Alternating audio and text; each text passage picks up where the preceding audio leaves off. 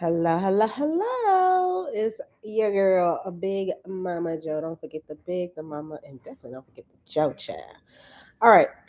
So we are here ready to review the next episode of Beyond the Gates, season one, episode 102. I don't know what's going on. You know how we do. Pause, talk, pause, talk. Now, it is late, but it is not as late as it was yesterday. So hopefully I won't be nodding off on y'all. I know I look crazy. I'm just like talking, and then Big Mama was tired. Okay. So go ahead and get what you need. Um, I guess I should say I don't have nobody on here, but yeah, when I do get somebody, don't forget to like, share, and subscribe. Big Mama Joe. That's BIGMAMAJO. Y'all seen that episode of Martin where it was like, they were sharing that Jeep, and Tommy had took Shenanigans and her friend somewhere, and he called her Kalua. She said the name is Kilolo. That's Key, and Shanae joined in and said low, low. You gotta see it. It's hilarious. I will often reference Martin up in this motherfucker because that's one of my favorite shows.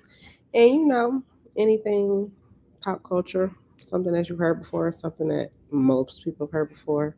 Real Housewives, lines and things. But anyway, I like to ramble. I do need to go to work in the morning, so this will not. We're not gonna try not to make it as long as it is. I don't know, yeah. What is the remote? I'm literally just looking at it before I sat down, and it ain't like I got all kind of stuff on the couch. Ciao, ciao. Hold on. Let me get up, cause all this wagon I'm dragging. Sometimes it just gets lost in the sauce. All right, I got it. All right. Get my cover, child. You gotta have your cover when you're watching your shows. I need to get another cover because it is directly clashing with my couch, which is low. All right. Sorry, I was slanted my leg. We just moved in this house, y'all. I ain't got no pillows or nothing, so it's a little slanted on my leg. Let me sit right like this. Okay, I think that's a little better. All right, well, let's get started. I got what I need. You got what you need. All right. Now we talked about it yesterday, and again, it was a little slow because I was nodding off. But hey, we here now. I'm up. I got what I need. Do you have what you need? Let's get started. I got commercials, so I'll start rambling during the commercials. You with me? You with me? Hopefully, soon I'll get some friends in here, and I'll be able to talk to them and not look crazy talking to myself. It's on commercial right now, y'all. I'm gonna go ahead and light this up. So, me and my cousin. Ooh, ooh. Yes, girl, you. Oh, look, now she caught. Look. My cousin blowing me up now. I'm gonna tell y'all the story. Now she blowing me up. Okay, I'll tell y'all what happened. Hello. Fuck no. She said, fuck no. Ooh, cha.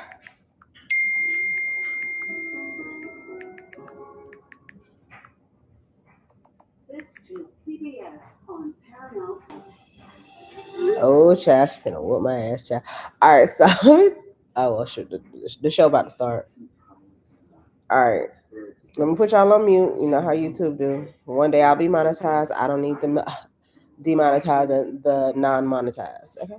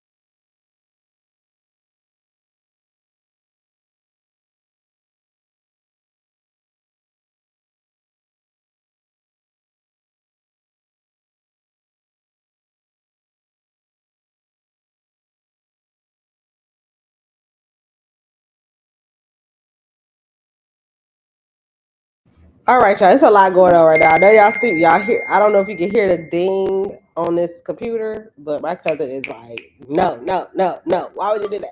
I'm sorry, y'all. Chad, she is to the get me. I'm sorry. Okay, so I kind of missed what happened, but I kind of got the gist because the show, it's a soap opera. You can kind of keep up. Okay. Oh, Chad. Okay, my cousin, Chad. Okay, I'll tell you about that another time. But anyway, so the scene. Please remember what happened on the last episode because between me talking, stopping, rambling, this video will go on forever. So we don't want to do that. Let me get myself together. Over here.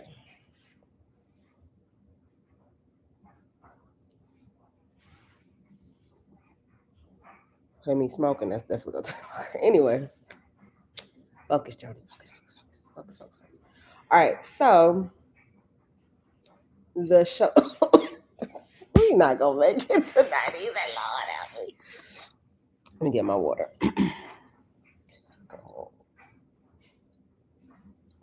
Y'all, this is that okra. That okra water. It's my friend's cup. She gave it to her. Ass ain't even get married, but it's all good. I like it. It's a cute cup, and I looks cute with my French, doesn't it?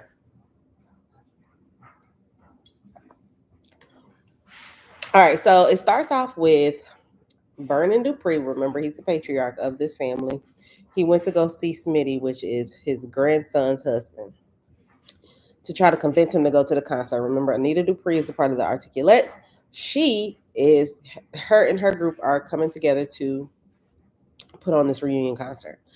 Um, Now, he's trying to basically, they hit between him, Vernon, and his great grandson, which is the adopted son, Smitty and Martin's son. They're both trying to convince the Smitty to come to the concert, and he told them no. That was really like a non-scene because he didn't really say no, but it's like he doesn't want to go, but he doesn't want to say no either. But anyway, fast forward, not really a scene. We get to the Articulates. They are talking about Anita doing this solo. Now, remember, the agent came to her last episode and talked about her possibly doing a solo. Her whole thing is me going solo is what ruined my friendship with my homegirls in Articulate. So I ain't doing that. And I get that. You just want to, hold it down for the people. Your people don't want to feel like you're alienating them. You go do what you got to do. She don't need the money. She's rich. She's very well off. She'll never want for nothing for the rest of her life or her kids or her great grandkids. Like the way they putting it. I don't know how much money they got, but they clearly ballers. So she don't really need the money, but her friends, she want to make sure that they straight and they get what they need, the fulfillment that they need out of this. So she's like, no, I ain't doing no solo. Da. This is about the Articulates, all three of us, not just me, but all three. She goes to the Articulates, and she tells them like, hey, he asked me to do a solo, but I told him no. We could put a vote to it, but I said no. I already told him no. It wasn't my idea. Like she's just trying to keep everything copacetic. Now they're telling her, girl, do that solo. So let's see how it go. Well, it's the theme song was playing.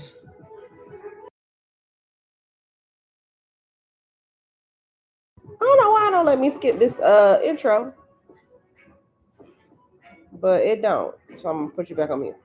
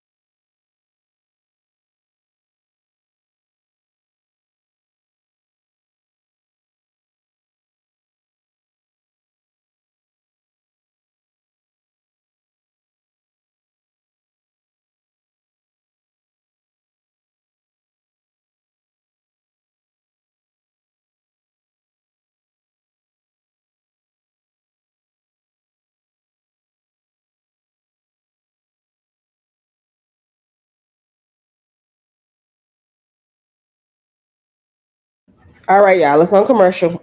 Tell you what happened. So the next scene that we just watched went to Danny, the former supermodel, and her sister Nicole, who's a psychiatrist, as well as the son Martin. Remember, Martin killed somebody, so Martin is trying to get his head right. Now tonight is the concert. He's supposed to be getting ready to go. Everybody's supposed to be there. They know she wants all her people there. She's a big family person. She cares a lot about her family. She tries to keep everything copacetic and together. So she wants all her people there. So people talking about they ain't coming. Like what the fuck? That's why everybody trying to convince them to go. From Smitty, he don't want to go. Now the husband don't want to go either. So okay. So anyway, Danny's trying to convince him, hey, you need to go, and he's like, I'm in a bad headspace. You know, I just canceled a random conference that I tried to have, and everybody's still talking about it, and I don't want to, make this night about me. Giving all the excuses. Danny like, fuck all that shit, nigga, get your ass in this. I got the outfit for you already. She brought clothes over there. That's what she came over there for, to bring them their clothes to get ready. She done brought the clothes. All you got to do is wash your black ass and put them clothes on. He want to go and talk, and so she's telling him like, "Ain't nobody worried about you. We live in DC. It ain't nothing but people having press conferences and media's everywhere. Your little press conference ain't nobody thinking about." So he's like, "I'm not changing my mind, Aunt Danny. I love you, but no, no, no. I'm all good. I'm not going. I'm gonna call the office." So he walks away, and it ends with Danny saying, "Hmm." And Nicole is like, "Danny, like she already know. Danny be on that Danny be on that fuck shit. Didn't I tell y'all she pulled a gun on Haley at? Oh, I don't think I told y'all that, but y'all need to watch the show. She pulled a gun on Haley. Is it coming back on? Hold on. Let me press pause real quick. Okay, so she like Danny with the shit. Danny's that sister. She's the wild child, whereas Nicole is more prim, proper, put together. But yeah, she's like, he really think he gonna tell me now? You think your word is final, sir? I think not. And it's back on. Hold on.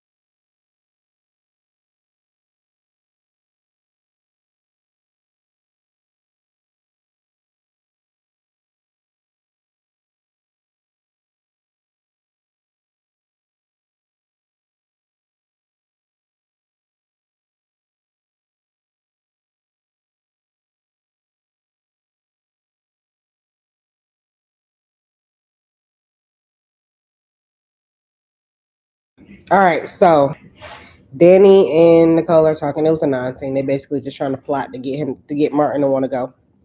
All right, next scene. It looks like Vernon, the patriarch, Mr. Vernon, and the patriarch, and the great grandson, the adopted son, is about to go to the diner.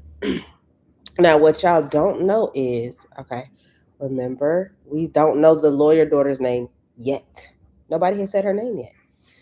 But what you guys don't know if you're not watching the show is she's a lawyer, and she kind of found herself on a